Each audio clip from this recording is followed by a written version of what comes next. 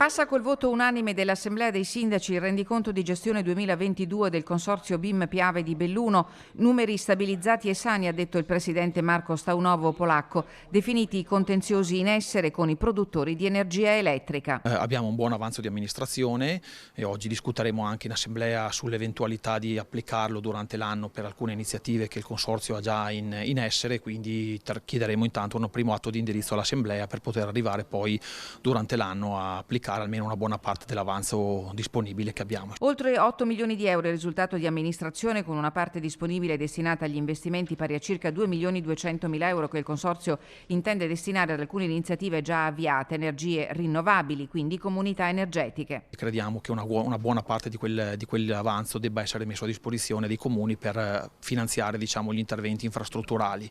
Abbiamo sicuramente una partita legata al mondo della sicurezza, diciamo, per i comuni, quindi piani di protezione civile, reti antincendio, che sono progetti che abbiamo portato avanti già da un anno. Poi abbiamo la partita delle ciclabili, che è un altro tema fondamentale per la provincia, dove tutti i comuni, tutti i territori stanno investendo molto e crediamo che anche il Consorzio debba metterci il suo. Senza scordare l'attenzione allo sviluppo delle aree interne. In questo senso il sindaco di Perarolo di Cadore, Pierluigi Sveluto Ferro, si è fatto messaggero dell'invito condiviso da tutti i colleghi di dare mandato al Presidente per avviare le politiche SNAI, strategia nazionale volta a contrastare la marginalizzazione e il declino demografico propri delle aree interne del Paese. L'Assemblea dei Sindaci ha provveduto tra l'altro agli adempimenti necessari alla fusione fra BIM GSP e BIM Infrastrutture. Siamo favorevoli alla fusione delle due società con alcuni punti, diciamo, fermi che poi hanno coinvolto anche le discussioni nelle assemblee, che sono quelli degli investimenti legati ad alcune partite, appunto, tra cui le energie rinnovabili, che devono essere vincolate a nostro parere